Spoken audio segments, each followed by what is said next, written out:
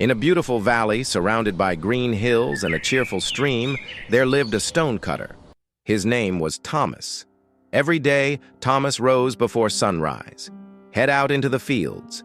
There he would work all day long, patiently cutting rocks. His muscles would strain under the weight of his task, and beads of sweat would trickle down his sun-kissed face.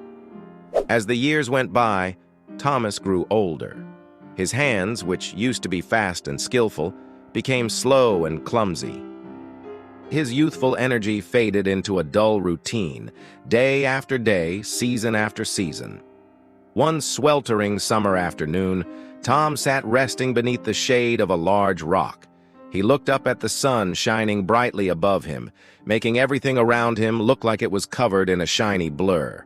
Suddenly, he heard the distant sound of drums and trumpets. He looked over the top of the hill and saw an amazing parade coming his way. Riding on a golden chariot was a majestic king, surrounded by loyal guards, each one a picture of strength and discipline. Their armor gleamed in the sunlight, and their faces were set in expressions of unwavering dedication. Merchants followed behind, carrying all sorts of amazing things. Their carts were filled with colorful silks, tasty spices, and shiny jewels that sparkled like stars in the night sky. Tom sighed a heavy sigh. Leaning back against the rough stone, he closed his eyes and murmured, "Oh, for just one day to be the king!" He dreamed of commanding an army, of making laws that everyone would follow, of having untold riches at his command. As the sun dipped below the horizon, painting the sky in hues of orange and purple, Tom returned home. His little cottage, with its thatched roof and dirt floor, seemed even more cramped and dreary than usual. That night, as he lay on his straw bed, he tossed and turned restlessly. His mind was filled with images of the king and his glittering entourage. "If only I were the king," he whispered into the darkness. And then something magical happened. The very next morning, Tom awoke to the sound of birdsong. Sunlight streamed through his window, and as he stretched, he realized he felt different. He rose, walked to the window, and gasped. There, in the courtyard below, he saw not a humble cottage, but a grand palace. Servants bustled about, attending to his every need. Gold and jewels adorned the walls, and instead of a straw bed, he lay on cushions of silk. Overwhelmed, Tom rushed outside. The townspeople cheered. "Long live the king! Long live the king!" Tom realized he wasn't dreaming. In a flash, he had become the very king he had longed to be. For weeks, life was everything Tom had imagined it would be. He reveled in his newfound power. He made decrees, commanded armies, and amassed great wealth. Yet despite all this, a nagging emptiness lingered within him. One particularly oppressive day, Tom found himself standing on the palace balcony. Below him, his subjects bustled about, yet their activities seemed distant, like ants on a hill. As he looked out over his kingdom, he noticed the sun high in the sky. Its rays beat down mercilessly, causing even the mighty oaks to droop their leaves in exhaustion. Tom craned his neck to get closer to the sun. "If only I were the sun," he murmured. "Then I would be truly happy." And just like that, he was no longer the king surveying his domain, but the sun hanging in the vast expanse of the sky.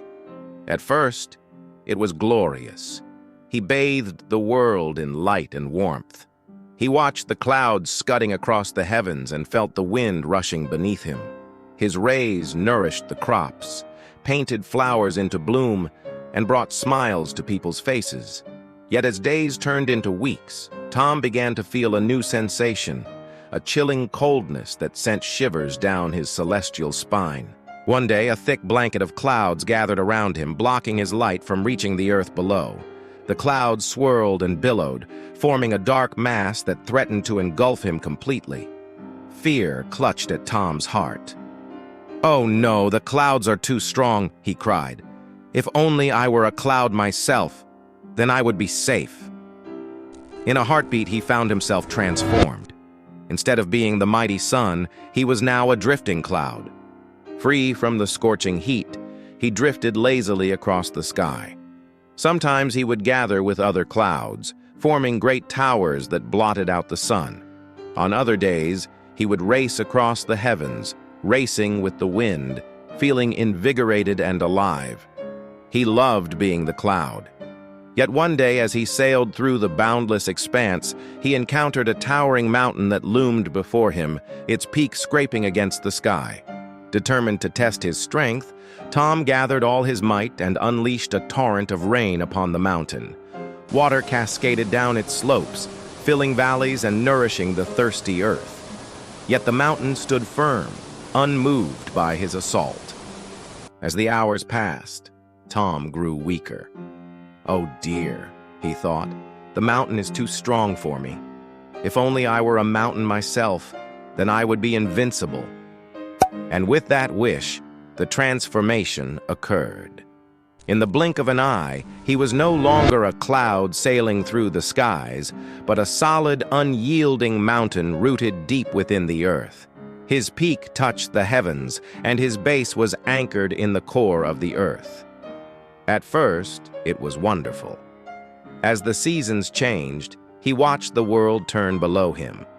Winters were crisp and beautiful, and summers were warm and bright. He stood strong against the winds, and even the fiercest storms could not shake his steadfastness. However, as centuries rolled by, a strange longing crept into his ancient heart. One day, a sharp pain pierced through his rocky being.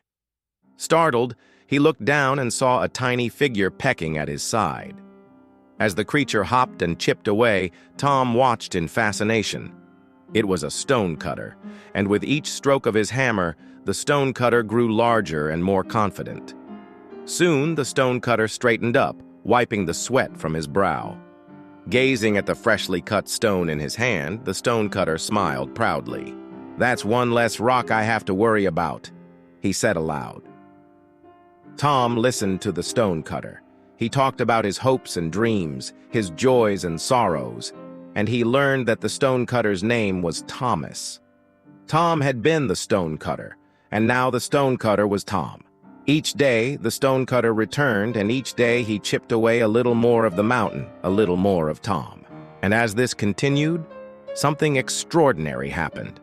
The pain that had once tormented Tom turned into a comforting ache, like the gentle throbbing of a friendly giant. The more the stonecutter chipped away, the lighter Tom felt. As the final stone was removed, Tom looked down at the humble stonecutter. He was small and tired, yet there was a determined set to his shoulders that was strangely familiar. Then it hit Tom. The realization was like a burst of sunlight through a cloudy sky. All this time, he had been yearning to be someone or something else, because he didn't appreciate what he already was. He had craved the sun's power, the cloud's freedom, and the mountain's strength, all while ignoring the contentment that could have been his as a stonecutter. A gentle smile spread across Tom's face. In that moment, he understood that happiness wasn't in becoming more, in being powerful or invincible.